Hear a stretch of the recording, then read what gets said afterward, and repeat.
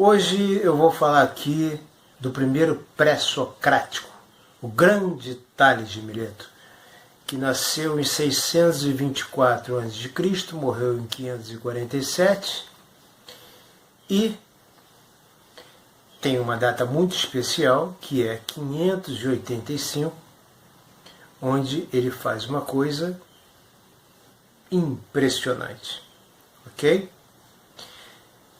No meu vídeo imediatamente anterior a esse, eu falei da cosmologia e da cosmogonia. E antes, do milagre grego versus o orientalismo. Bom, a minha posição foi tomada. Eu sou partidário do orientalismo, como sou partidário também de que a filosofia se origina com influências fortes da filosofia oriental e se origina com o mistério, o misticismo e a misticidade. Que se há um espanto tão famoso aí que origina a filosofia, tão preconizado por tantos grandes filósofos,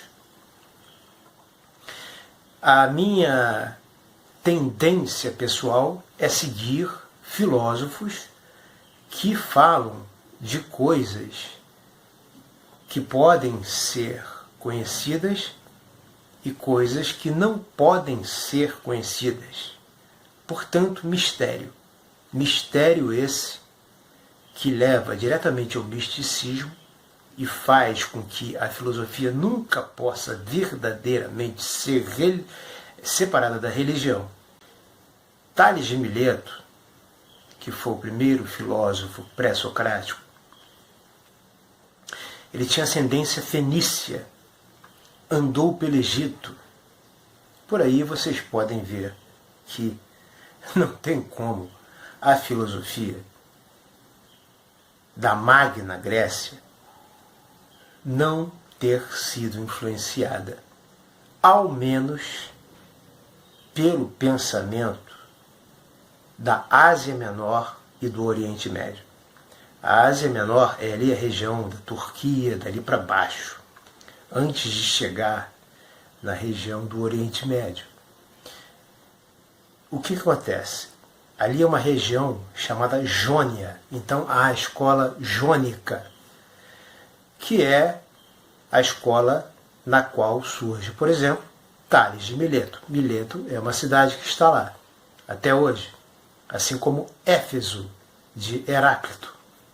Então, Tales era de Mileto, Heráclito de Éfeso. Por outro lado, a Magna Grécia, que começa lá na Itália, tem a escola dos Eleatas, ou seja, dos filósofos como Parmênides, que são de Eleia, uma cidade que atualmente está na Itália. Então, para vocês terem uma ideia do que era a Magna Grécia, ela começa na Itália, passa pela Grécia e vai até a Ásia Menor.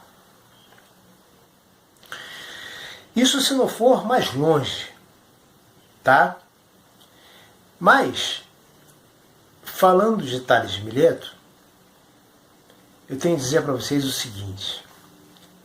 Eu disse no vídeo imediatamente anterior que a physis, ela é como um grande animal vivo. Ela tem a ver com a palavra físico. Neste sentido,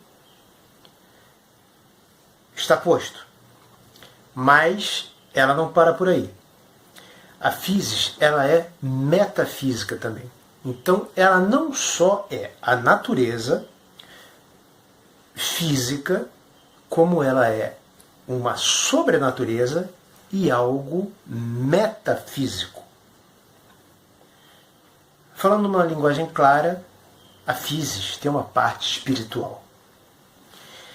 Porque, pensem bem, como é que nós, ocidentais, atuais, contemporâneos, podemos imaginar alguma coisa que se origina por si própria, que é a physis?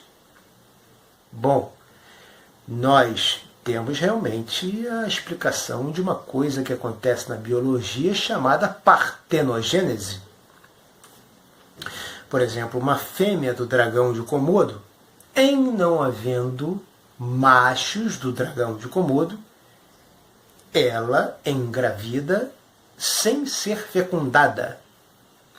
E assim, na mitologia de Hesíodo, mitologia que nós chamamos hoje em dia, não canso e nunca jamais cansarei de frisar. Na época dos gregos antigos, era a religião. Na religião de Hesíodo, Gaia surge, Gaia, a terra, de Gaia surge também Urano, porque ela era a terra e precisava de um céu.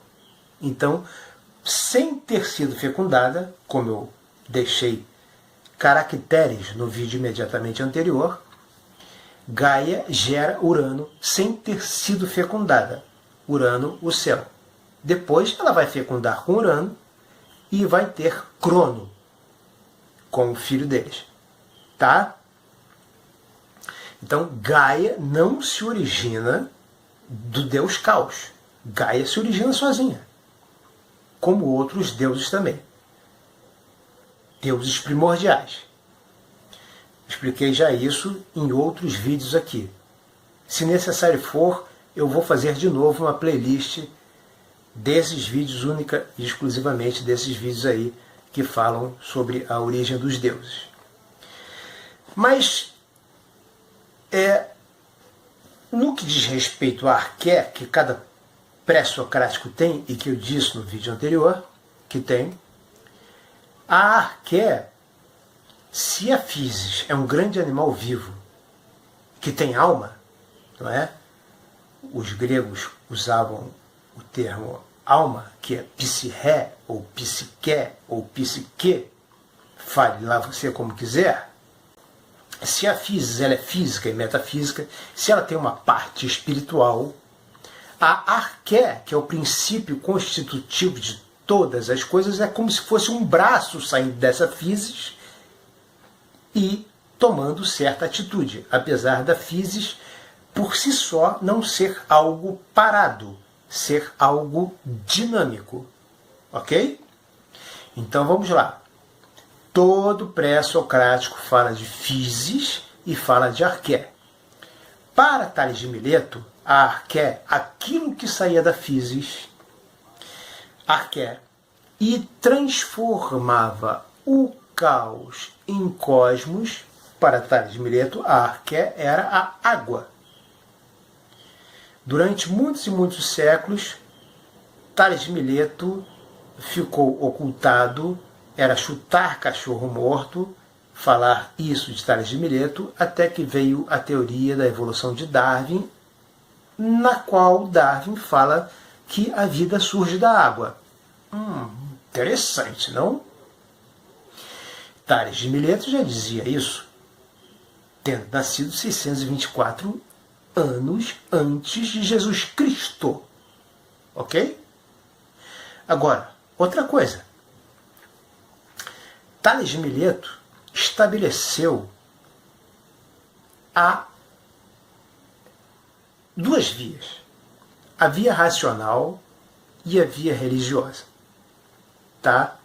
Mas não negou a via religiosa. Vejamos por quê. Porque no ano de 585 a.C., Tales de Mileto, que era matemático, geômetra, foi para o Egito, a convite do faraó, para medir a altura das pirâmides, e ali fez vários cálculos, um deles originando o famoso Teorema de Tales, usado até hoje aí no ensino médio, nas aulas de geometria. Então, Tales empreendeu esta viagem para o Egito e lá também fez alguns cálculos a pedido do faraó, porque as inundações, as enchentes do rio Nilo estavam pondo a perder toda a agricultura. Os egípcios não acertavam. Então Tales fez alguns cálculos e o faraó ficou muito satisfeito com o ajuste que Tales proporcionou, através de cálculos geométricos, né, entre o período de jogar as sementes, plantar, colher e cultivar, que não fosse afetado esse período pelas enchentes do rio Nilo. Tales fez isso. Tá? Outra coisa também, que este gênio, este nerd da época, fez foi prever em 585 a.C., ele que além de geômetra era astrônomo. Imaginem os instrumentos de Tales de Mileto para fazer astronomia em 585 a.C. e prever o eclipse total do Sol. Sim, tudo que se fala sobre esses filósofos pré-socráticos, que alguns nada escreveram, alguns escreveram e tem fragmentos. Se você é novo em filosofia, for abrir um livro de um pré-socrático qualquer e ver que está escrito fragmentos, é porque houve, principalmente, o incêndio da Biblioteca de Alexandria, que destruiu muita coisa. Mas certas coisas não foram destruídas, porque alguns filósofos pré-socráticos nada escreveram e outros escreveram, e o que sobrou da escrita deles foram fragmentos. Agora vejam bem, que tipo de instrumentos o cara tinha que ser um gênio. Ele, com esses instrumentos, naquela época, 585 a.C., e ainda tem uma data, 28 de maio de 585 a.C., se bem que o calendário era outro, né? A data aproximada, vamos dizer assim. Porque ele conseguiu prever um eclipse total do Sol. Ele conseguiu prever esse eclipse total do Sol e a pitonisa do templo não conseguiu prever. A pitonisa era sacerdotisa. E essa sacerdotisa era astróloga. Tales era astrônomo. Então veio aí uma guerra. Astrologia versus astronomia. A pitonisa subiu nos saltos, falou: como? Que atrevimento é esse desse garoto de prever sem me consultar, sem perguntar nada para mim? O fato é que ela não previu e foi cobrada pela sociedade porque o nerd lá previu e ela não. Ninguém tinha dado atenção para ele, mas depois que aconteceu o eclipse total do Sol, aí subiu o pensamento científico, filosófico, racional do nerd Tales de Mileto, mas ele apenas se equiparou ao pensamento astrológico, que não deixa de ser religioso. Porque naquela época, era uma outra época, ela era uma sacerdotisa e consultava os deuses para saber de profecias.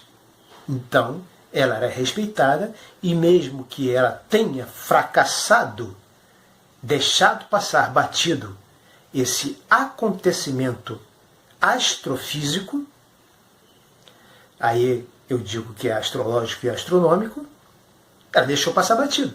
E Tales de Mileto não. Então, não é que aí comece a filosofia como pensamento racional e ela descarte completamente o pensamento astrológico, o pensamento religioso da época. Não, mas os dois começam a conviver, as duas vias começam a caminhar juntas finalmente. A humanidade teve que esperar muito até chegar a 585 a.C. e aparecer Tales de Mileto, que fizesse com que esta via aqui da religião, da astrologia, que andava solitária e perneta, encontrasse a sua outra perna, a perna da astronomia, a perna do pensamento racional, mesmo que ainda embutido de religião, casasse e aí nos propiciasse um pensamento mais amplo. Que é assim hoje em dia. Que é assim hoje em dia. Você fala com um grande filósofo, ou você fala com um grande cientista, um astrofísico, no fim das contas você vai acabar perguntando por Deus para ele. Ou não é? Bom, isso se você não for um chato, né? Mas é isso aí. Olha só. A partir desse momento, Tales propiciou isso à humanidade. Esse casamento entre esse tipo de pensamento e o outro. Então, aqui eu tomo a minha posição mais uma vez, como tomei minha posição ao afirmar que a filosofia nasce do misticismo. Agora tomo outra posição. A filosofia, o pensamento racional, quando ele surge com a astronomia, não é tão racional assim. Ele usa de elementos racionais, mas ele está cheio de religião. Enquanto que a pitonisa estava apenas voltada para a religião. Ela absolutamente descartava o pensamento racional. Então, a partir deste momento, a tendência era que as duas linhas de pensamento fossem se unindo e caminhando juntos. E assim foi. Ok?